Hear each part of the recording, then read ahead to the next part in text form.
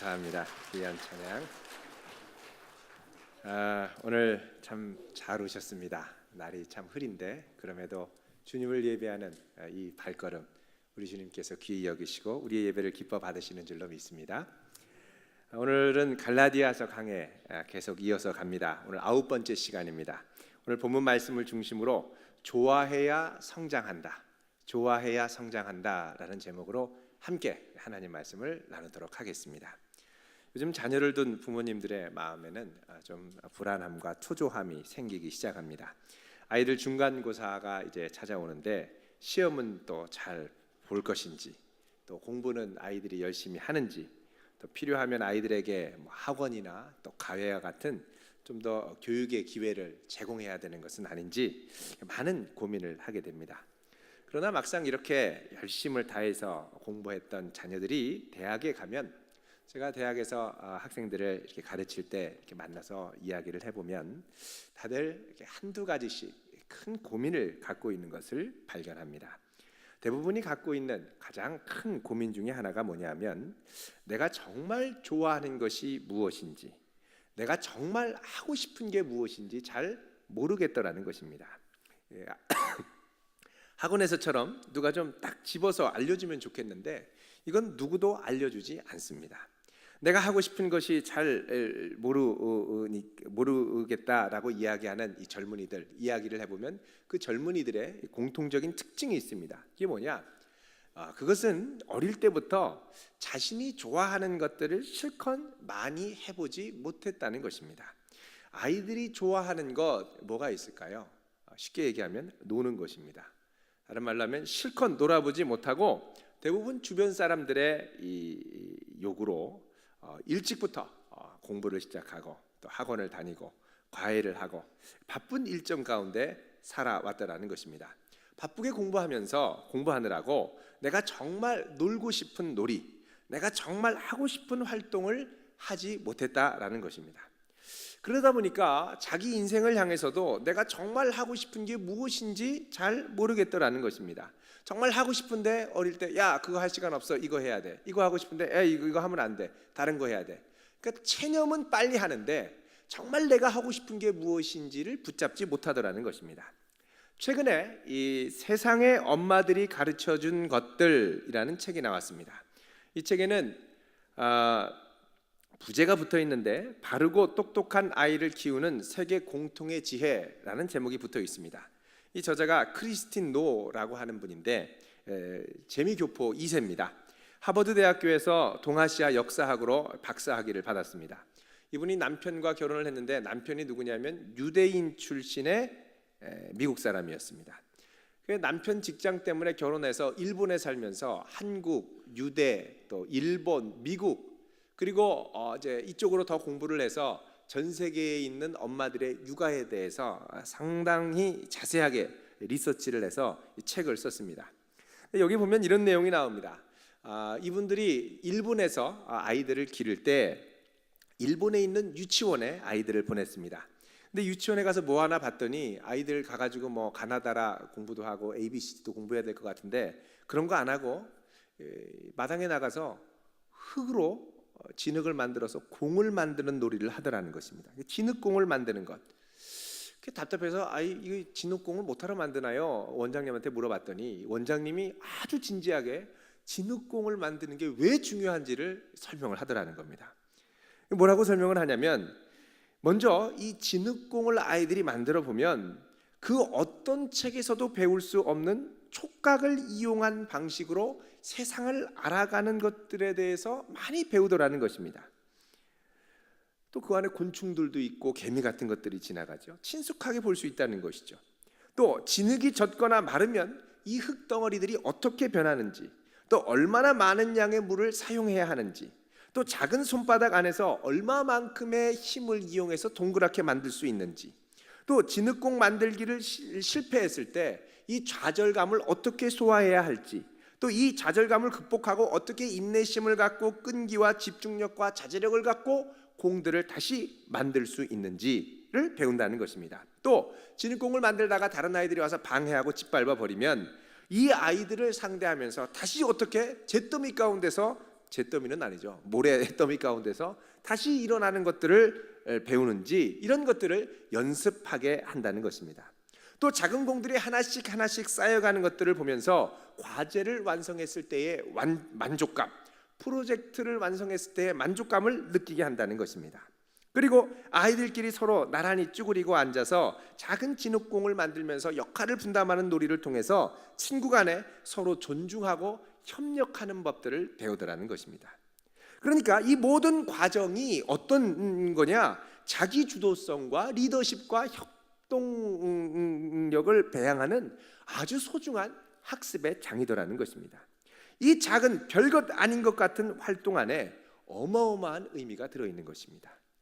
제가 이걸 보고 안 되겠다, 우리 교회도 요 앞에 마당에다가 이 모래놀이를 할 수 있게 좀 진흙과 물을 갖다 놔야겠다라는 생각을 살짝 해봤습니다만 진흙을 아마 교회 안까지 가져오지 않을까 하는 예상도 해봅니다. 워낙 이 예측이 불가능해서. 어쨌든 이 진흙놀이 하나에 어마어마한 의미가 있다라고 얘기를 하면서 이분이 이야기를 합니다. 놀아야 할 때 충분히 놀게 해주십시오. 소중한 배움의 자리에, 소중한 놀이의 자리에 실컷 놀았을 때 아이들이 발견하는 게 뭐냐? 내가 정말 좋아하는 게 뭔지를 발견할 수 있고 내 적성에 정말 맞는 것이 무엇인지를 찾을 수 있다는 것입니다. 그런데 아이들이 놀이는 학습이야, 학습이 놀이여야 돼, 뭐 이렇게 해가지고 보통 이 교육용 비디오 있죠. 재밌게 하면서 가나다라 가르치고 또 재밌게 하면서 ABCD 가르치는 거, 이런 것들을 또 이제 부모님들이 놀이 겸 배운다고 또 많이 가르쳐 주는데 전 세계에 이런 교육용 자료들이 엄청나게 많이 나왔다고 그러죠. 이분이 수많은 리서치, 연구 결과를 보면서 결론을 내린 건 뭐냐? 많은 연구 결과, 사회학적, 교육학적 연구 결과에 따르면 이런 것들을 어릴 때부터 접할수록 아이들이 실력이 생기고 공부에 흥미를 더해가는 것이 아니라 오히려 성인이 됐을 때 더 많은 행동장애와 스트레스와 불안을 경험하게 하더라는 것입니다. 그리고 나중에 성적도 뛰어나지 않습니다. 제가 중학교 때 이런 친구를 하나 합니다. 이 친구가 1학년 때 얼마나 공부를 잘했는지, 중학교 1학년 때. 그런데 자기만의 독특한 비결이 있다고 그래요. 뭐냐? 그랬더니 무슨 기억법을 배우고 뭐 3시간 수면법을 배우고 막 이래서 뭐 무섭더라고요. 하루에 3시간씩만 자고 공부한다고 그래서 한 달 지나니까 맨날 교실에서 낮에 자고요. 중간고사 망치고요. 기말고사 망치면서 이 소용없구나. 그러면서 점점점 성적이 떨어지는 걸 제가 옆에서 목도했습니다. 오히려 어릴 때 실컷 놀고 즐기고 내가 노는 것을 재미있어하고 좋아해야 이 아이들이 내가 누구인가에 대한 자기 정체성, 또 내가 좋아하는 것이 무엇인지, 또 리더십과 인간관계를 어떻게 형성해야 하는지를 빨리 배우더라는 것입니다. 아이들이 공부를 하기 전에 이미 그 안에 이렇게 배양되어 있어야 할 자질이 있습니다. 그건 뭐냐면 무엇을 하든 재밌어야 한다는 것입니다. 공부는 놀이만큼 재미는 없죠. 그러나 놀이를 하면서 실컷 재미를 봤던 아이들은 공부할 때 놀이만큼은 아니더라도 공부를 통해서 알아가는 재미를 조금씩 발견해 가더라는 것입니다. 조금 힘들더라도 책 읽기를 하면서 재미를 발견해야 된다는 것입니다. 공부가 조금씩 재밌어야 그 다음에 뭐가 느냐? 실력이 는다는 것이죠. 공부하기 싫다 하더라도 적어도 인간관계를 잘 맺는 법을 배웠으면 선생님이라도 좋아하면 성적이 오른다는 것입니다. 제가 대학교에 어떤 캠퍼스 사역을 예전에 하면서 학생을 만났는데 전공이 수학과입니다. 어떻게 수학을 했냐고 물어봤더니 고등학교 선생님 때문이라는 거예요. 자기는 수학을 원래 별로 못했는데 너무나도 멋있는 선생님이 수학 선생님으로 왔다는 거예요. 근데 그 선생님이 자기한테 와서 성적을 보더니 너 조금만 더 하면 잘할 수 있어. 그리고 그 멋있고 핸섬한 얼굴로 자기를 향해 미소를 지어주시고 그 미소를 받으면서 나 이러면 안 되지. 그래서 미친 듯이 수학만 공부했답니다. 그랬더니 정말 선생님을 좋아하는 마음으로 수학을 했더니 나중에 수학이 재미있어지고 수학이 좋아지고 그래서 성적이 수학이 잘 나와서 수학과를 왔다고 이야기하는 걸 들었습니다. 여러분, 좋아하면 성장하게 되어 있습니다. 좋아해야 잘하게 되어 있습니다. 지금 아이들이 노는 이 놀이는 자기가 정말 좋아하는 게 뭔지를 발견해 주는 시기라는 것입니다. 이것은 우리의 신앙생활에 있어서도 그렇습니다. 성도라면 누구나 자신의 신앙이 깊어지고 성숙하기를 원하죠. 성경을 많이 알기를 원합니다. 근데 성경은 읽어야 되라는 부담감은 잔뜩 있는데 성경을 읽으면 1분 안에 졸아요. 그러니까 이 어떤 분은 수면제래요.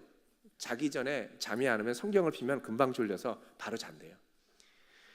여러분, 이 성경이 재밌고 좋아야, 은혜를 받아야 막 믿음이 성장하는데 억지로 읽기 싫어서 할 수 없이 조금씩 읽으면 기억도 안 나고 신앙 성장, 또 성경 읽기를 하면서 변화도 일어나지 않습니다. 성경을 읽으려면 성경이 좋아야 됩니다. 또 성경을 좋아하려면 예수님을 많이 좋아해야 합니다. 여러분, 우리가 좋아하는 것에 있어서 대상 이전에 앞선 것이 뭐냐? 사람이라는 것입니다. 흔히 우리가 묻는 철학적인 사춘기 때 하는 질문이 있습니다. 내 인생의 의미는 무엇인가? 내 인생의 의미를 주는 것이 무엇인가? 영어로 하면 What is the meaning of life? 이렇게 될 것입니다. 내 인생의 의미가 무엇이냐라는 거죠. 그런데 이 질문은 조금 잘못된 질문입니다. 물론 뭐 아주 잘못됐다고는 할 수 없지만 우선순위에 있어서 이 질문 이전에 해야 될 질문이 있는데 그게 뭐냐? Who is the meaning of life? 내 인생의 의미를 주는 분은 누구냐 하는 것입니다. 누가 내 인생의 의미를 주느냐? 여러분, 직장도 직장 생활도 의미를 주지만 직장 생활 이전에 내 가족, 내 사랑하는 사람이 나에게 의미를 주는 대상이라는 것입니다. 이것은 신앙생활에 있어도 마찬가지입니다. 기도를 몇 시간 하고 예배를 꼬박꼬박 참석하고 이것도 중요하지만 더 중요한 건 뭐냐? 이 모든 것을 통하여 내가 예배를 드리고 만나고 사랑하는 예수님을 내가 얼마나 더 많이 사랑하느냐라는 것입니다. 예수님을 많이 좋아하시길 바랍니다. 예수님 생각을 많이 하시길 바랍니다. 좋아하면 많이 생각하게 되어 있고 많이 생각하게 되면 자꾸 보고 싶게 되어 있습니다. 그러니까 예수님을 많이 좋아해야 돼요. 근데 예수님을 많이 좋아하면 마치 수학 선생님을 좋아해서 수학을 좋아하는 것처럼 예수님을 많이 좋아하면 좋아하는 대상들이 생겨나게 됩니다. 교회를 좋아하게 되고요, 성경을 좋아하게 되고 또 영적인 리더를 좋아하게 됩니다. 그 믿음 생활을 뜨겁게 잘할수록 영적인 리더를 좋아하고 교회를 좋아하고 성경을 좋아하게 되더라는 것입니다.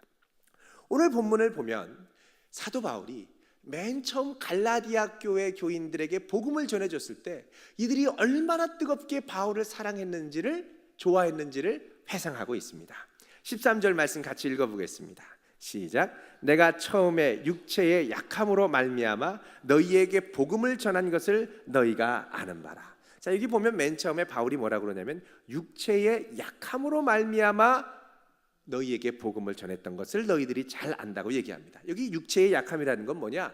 사도 바울의 육신에 있었던 질병과 아픔을 말합니다. 바울은 당시 전도 여행을 배로 많이 다녔었죠. 그런데 이 사도 바울이 배로 여행을 다니다가 아마도 밤빌리아의 이 버가라고 하는 지역에 도착했을 때 일종의 말라리아에 걸렸을 가능성이 상당히 큽니다. 그 말라리아가 있고 막 열이 나면요, 실명을 하는 경우가 있습니다. 뜨겁게 열이 났다가 가라앉으면 실명하는 경우가 있습니다. 근데 사도 바울이 그 당시에 이 열기로 인해서 눈이 상당히 질병이 생겼던 것 같습니다.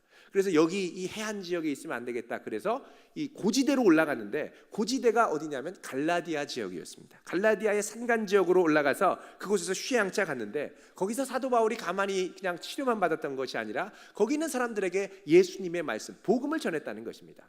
복음을 전했는데 이 갈라디아 교인들이 이 복음을 듣는데 사도 바울을 보면 사실 저 사람이 예수님이 보내신 사람인가라는 의심이 들 정도로 연약한 부분이 많이 있더라는 것입니다. 여러분, 제가 맨날 여기 이 설교를 하는데 눈이 팅팅 부어가지고 맨날 시프로딩딩하게 해서 이렇게 애꾸는처럼 안대를 하고 이 설교를 합니다. 한두 번은 봐주실 수 있겠죠.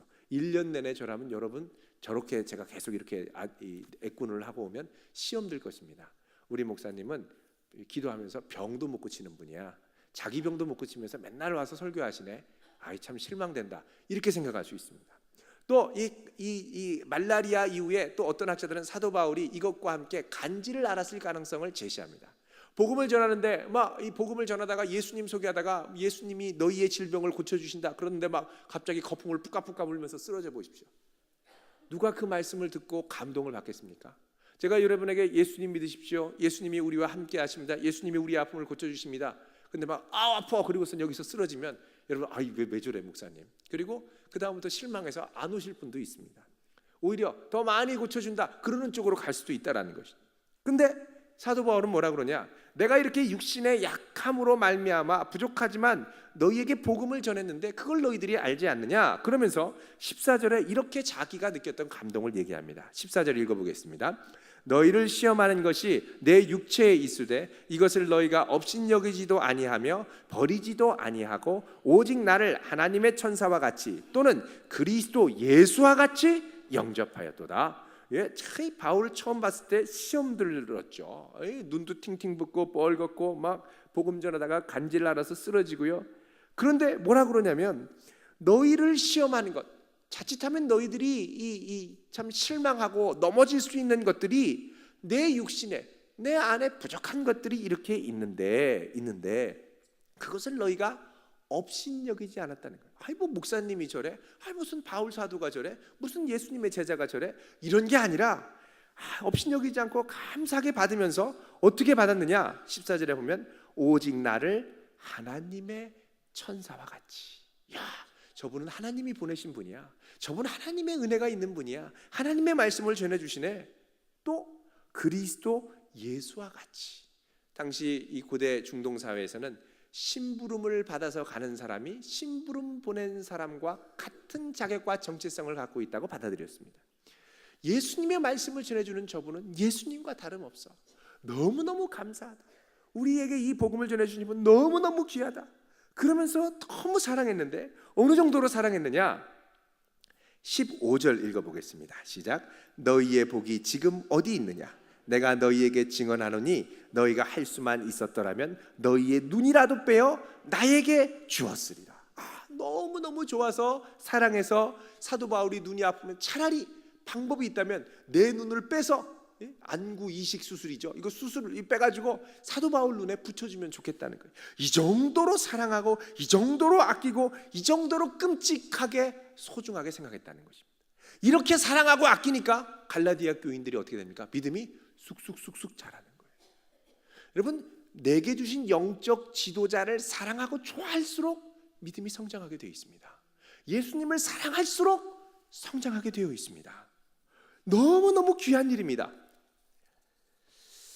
근데 오늘날은요, 이 미디어가 발달해서 채널만 노리면 목사님이 설교하시고 또 방송에서 수시로 이 설교 방송이 나오고 인터넷 검색만 하면 수시로 목사님의 설교를 접할 수가 있습니다. 주변에 목사님들도 많이 있습니다.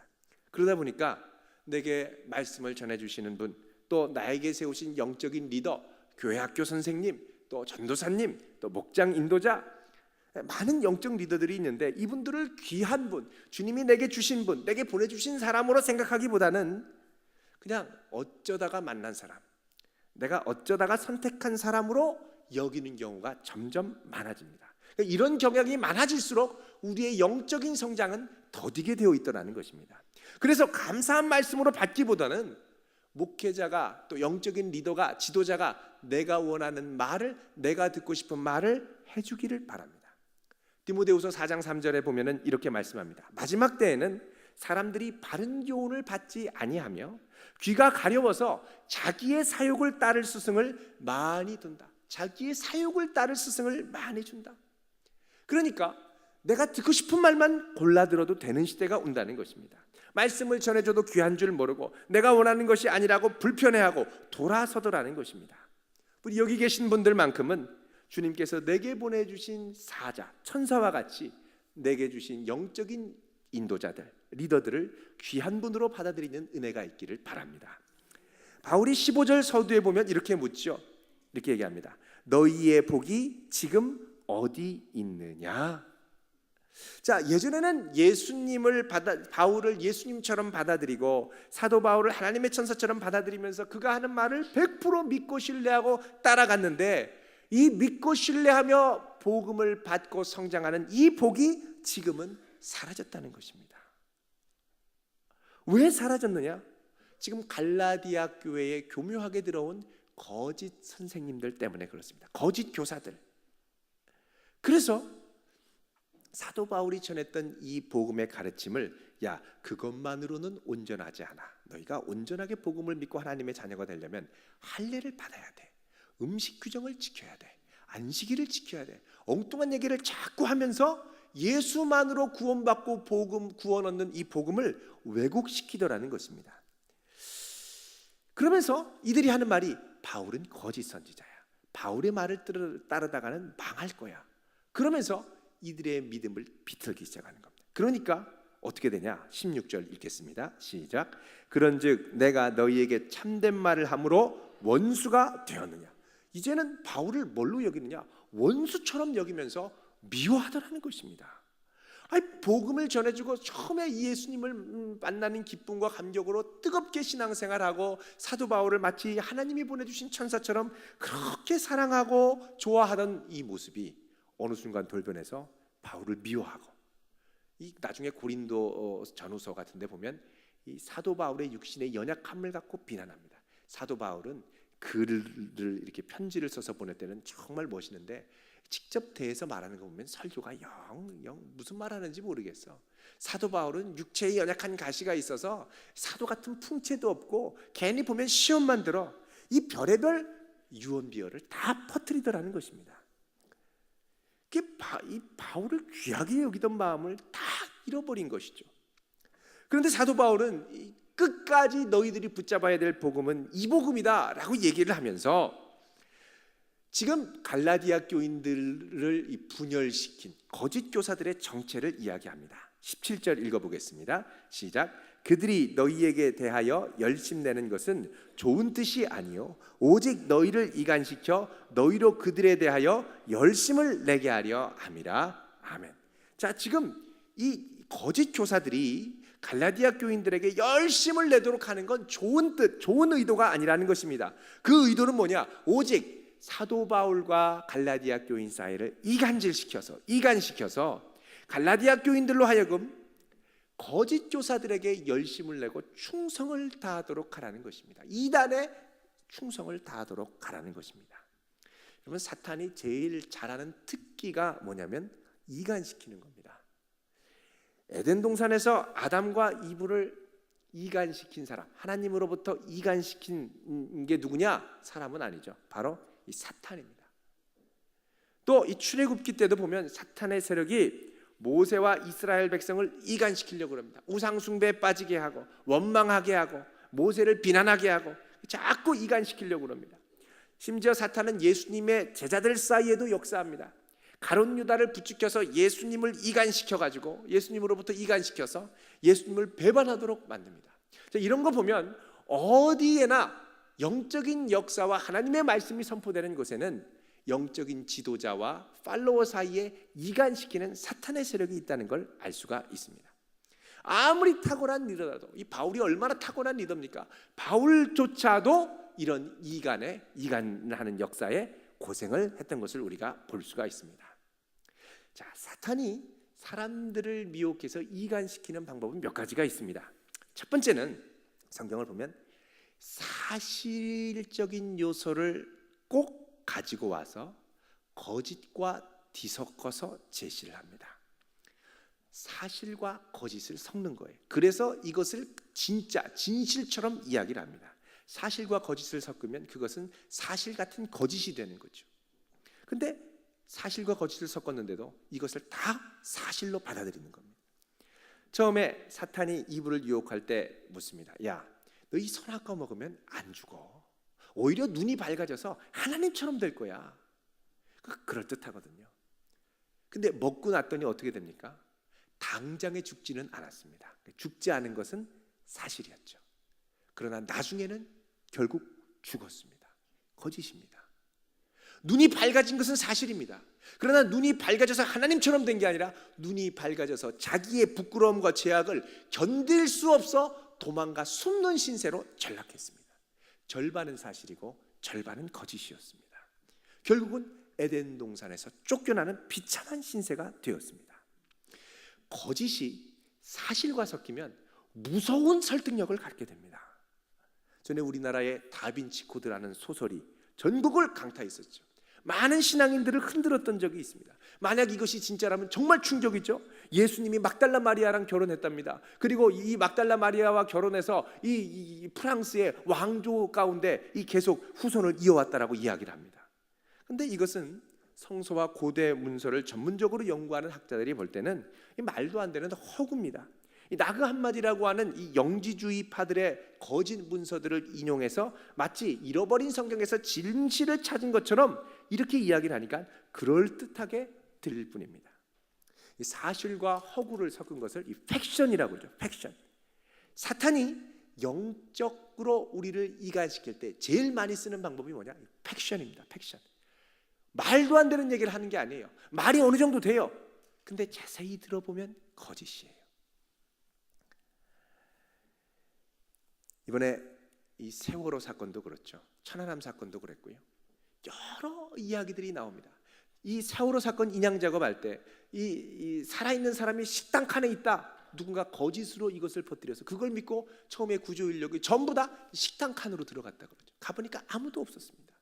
그것 때문에 많은 시간과 인력을 허비했다라고 이야기를 합니다. 우리나라 사람은요, 이 누가 뭐라고 했다더라라고 하면 이 분별을 하기도 전에 완전히 거기에 설득당해서 쏠리는 경우가 참 많습니다.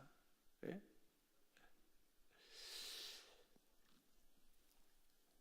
집사님, 그거 알아?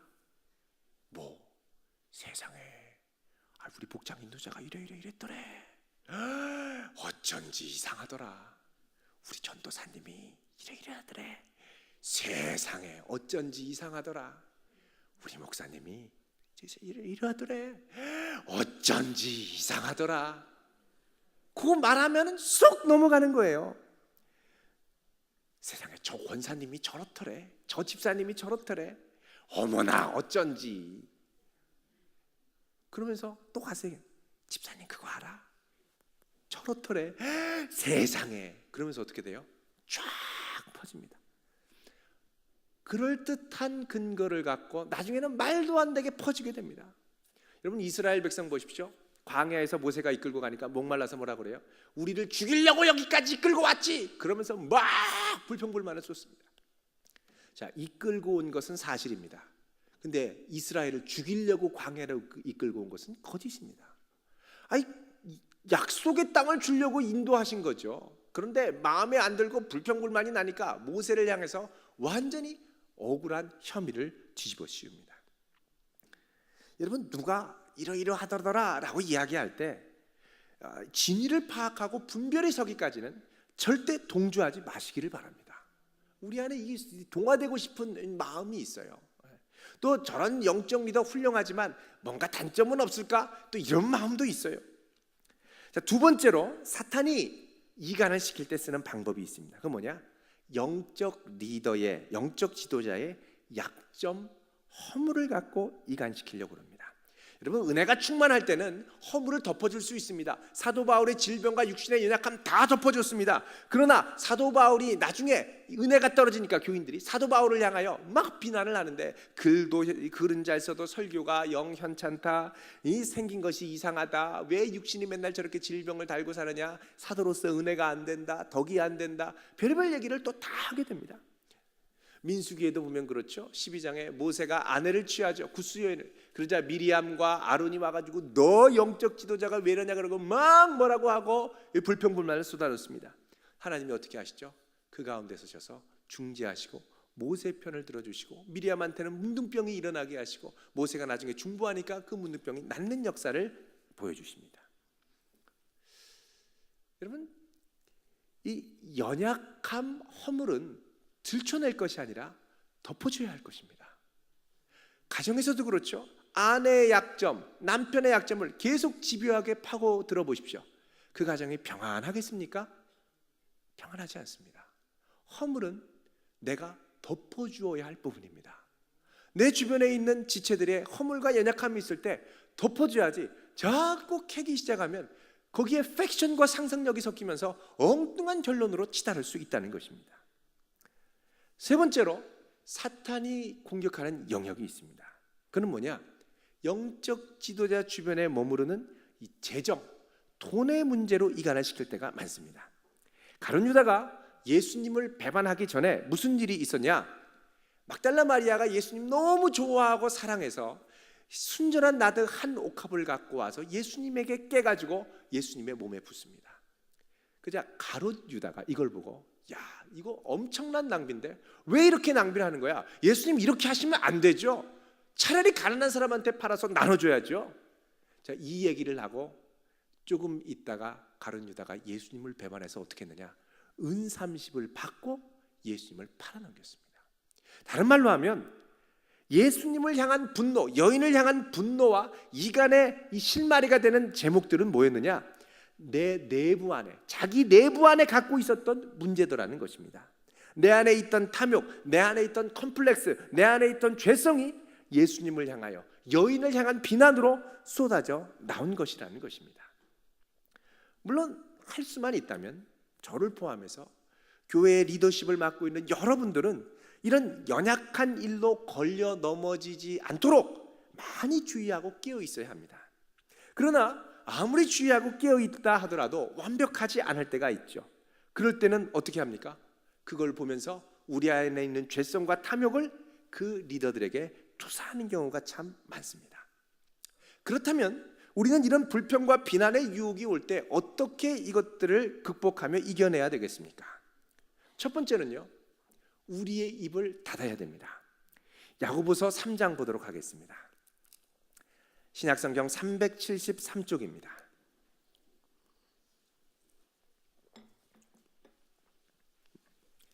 (373쪽) 야고보서 3장 2절입니다.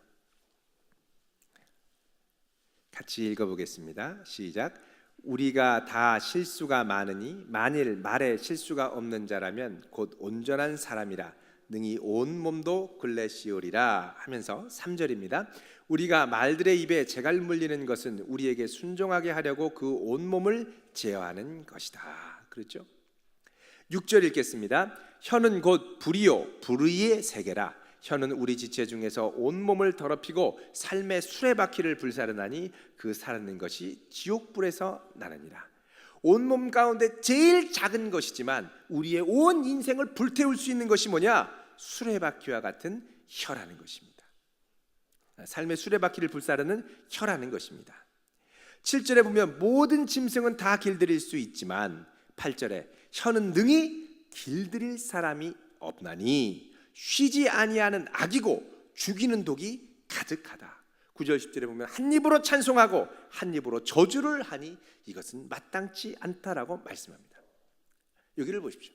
혀는 누구도 길들일 사람이 없습니다. 그래서 내 안에 불평과 원망과 이간의 제목들이 쏟아져 나오려고 할 때 우리는 어떻게 해야 되느냐? 일단 입을 닫아야 됩니다. 입을 닫고 어떻게 해야 되느냐? 두 번째로 겸손하게 주님 앞에 분별을 위해 기도하시기를 바랍니다. 절대 내가 심판자가 되면 안 됩니다. 심판 이전에 하나님이 심판하시겠지라고 믿고 의지하고 조용히 주여 나에게 바른 분별력을 주십시오. 그리고 내 내면을 살피면서 말씀을 붙들고 기도해야 됩니다. 근데 신기하게도 이렇게 정말 분별을 위해 기도할 때에 되면 내가 기도가 안 나와요. 그렇게 새벽 기도에 나와서 기도하고 시시때때로 나와서 기도하던 분들이 마음에 딱 어려움이 있으면 기도도 끊어버려요. 그러니까 영적인 분별력이 생기지 않고 더 자기의 결론으로 자기의 마음의 어려움으로 몰아가는 것입니다. 그래서 이 부분을 해결하려면 먼저 겸손하게 기도의 자리로 나아가야 됩니다. 내 판단이 옳지 않을 수 있지. 내가 다 모르는 것이 있겠지. 주님 분별할 수 있도록 은혜를 주세요. 기도하셔야 됩니다. 세 번째는요, 영적 리더의 수고를 기억해야 됩니다. 오늘 말씀 19절 다시 갈라디아서로 오셔서 19절을 보도록 하겠습니다. 4장 19절 같이 읽어보겠습니다. 시작. 나의 자녀들아 너희 속에 그리스도의 형상을 이루기까지 다시 너희를 위하여 해산하는 수고를 하노니. 자, 해산하는 수고. 리더에게는 어느 리더에게든지 해산하는 수고가 있습니다. 정말 한 영혼을 세우기 위해서 최선을 다하는 수고가 있다는 것입니다. 영혼들을 위해 기도합니다. 여러분, 내 영적인 리더가 나를 위해 기도하는 분입니까? 그렇다면 그들을 신뢰하고 그들의 수고를 기억하도록 노력해야 됩니다. 여러분, 아이들에게 학교의 선생님을 존경하는 것도 가르쳐야 되지만 무엇보다 교회 학교 선생님을 존경하고 사랑하는 것을 가르치시길 바랍니다. 교회 학교 선생님을 사랑하도록 가르쳐야 돼요. 스승의 날에 학교 선생님도 감사하다고 선물을 드리지만 교회 학교 선생님과 또 전도사님에게도 감사를 표하시기를 바랍니다. 우리의 영적인 안부를 위해 늘 신경 쓰며 기도해 주시는 분들입니다. 영적 리더를 사랑해야 돼요. 그리고 기도 부탁하면 기도 응답이 되면 빨리 알려주시길 바랍니다. 어떤 분이 목사님 꼭 기도해 주세요. 정말 열심히 기도했어요. 여러분, 영적인 리더들은요, 기도가 응답될 때까지 계속 기도합니다. 저도 계속 기도했어요. 하도 응답이 안 오는데 이분 얼굴은 수심에서 변하여 기쁨으로 생글생글하고 다닌단 말이죠. 응답 받은 것 같아요. 6개월 있다가 물어봤습니다. 혹시 응답 받으셨나요? 했더니 어머 목사님 그 옛날에 됐어요. 내가 말을 한다는 걸 깜빡했네. 6개월간 헛기도라고 하면 좀 그렇지만 계속 기도했습니다. 응답되면 알려주시길 바랍니다. 연초에 기도 제목 써서 내시잖아요. 아직까지 기도합니다. 근데 응답 받았다라고 얘기하신 분은 딱 2분밖에 없어요. 근데 제가 이렇게 보니까 벌써 응답 받았어요. 여러분들이 기도 응답을 받으면 그냥 당연한 걸로 생각하시는지 믿음이 좋으셔서, 여러분 중요한 건 우리를 위해 기도하는 영적인 리더들의 애씀과 수고함을 기억해야 한다는 것입니다. 네. 그 다음에 4번째입니다. 마지막인데요. 평소에 이 영적인 리더를 평소에 좋아하고 사랑하고 존경해야 됩니다. 여러분, 사도 바울이 내가 너희를 위해 다시 해산하는 수고를 한다라고 그랬죠. 엄청난 노력입니다. 근데 갈라디아 교인들이 평소에 사도 바울의 이 수고와 노력을 좀 더 기억하고 평소에 좀 더 사랑했으면 다시 여기까지 가지는 않았을 수도 있었을 것입니다. 여러분, 평소에 신뢰하고 존경하고 사랑하시길 바랍니다. 어떤 분은 저기 목사님 보면 목사님 반가워요, 전도사님 반가워요 이런 분인데 저기서 보면 목사님이다.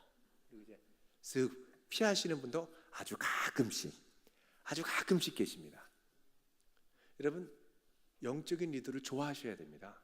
그리고 사랑해야 되고 존경해야 됩니다. 그래서 존경한다고 존경해요 이게 아니라 마음으로 또 표현으로 살살살살 은은하게 배워 나올 수 있도록 그렇게 표현해야 한다는 것입니다. 이게 건강하게 내가 내 믿음을 지키며 믿음이 성장할 수 있는 비결입니다. 교육자가 더 이상 신뢰되지 않는데 어떤 말씀이 들리겠습니까?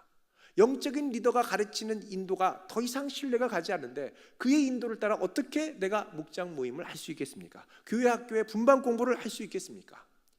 영적 인도자는 사랑하고 존경해야 할 뿐입니다. 내게 주님께서 나를 사랑하셔서 보내신 분으로 받아들여야 한다는 것입니다. 오늘 말씀의 결론을 맺도록 하겠습니다. 록펠러의 어머니, 그 어머니가 록펠러를 잘 키우면서 평생 남긴 10계명이 있습니다. 그 중에 첫 번째 계명이 뭐냐? 하나님을 친아버지 이상으로 섬겨라. 두 번째가 뭐냐? 목사님을 하나님 다음으로 섬겨라. 영적 리더겠죠. 영적 리더를 하나님 다음으로 섬겨라. 왜? 목사님과 영적 리더와 좋은 관계 속에서 하나님 말씀을 듣고 따르는 것이 축복된 길이기 때문이다. 그리고 나머지 10개는 아주 주옥 같은 10계명을 남겼습니다. 무슨 말입니까? 비결을 안 것입니다. 영적으로 성장하려면 영적인 리더를 좋아하고 따를 수 있어야 한다는 것입니다. 여러분, 내 주변의 영적 리더들을 나는 존경하고 사랑합니까? 신뢰합니까? 가까이 지냅니까? 관계의 질이 영적인 성숙도를 결정합니다. 혹시 내 안에 불평과 원망이 섞여 있다면 빨리 입을 닫고 하나님 앞에 기도의 자리로 나아가시기를 바랍니다. 그리고 내게 주신 영적인 리더를 좋아하고 사랑하고 존귀히 여기며 믿음이 날마다 성장할 수 있는 귀한 성도 되시길 주의 이름으로 축원드립니다. 기도하겠습니다. 할렐루야. 거룩하신 하나님 감사합니다.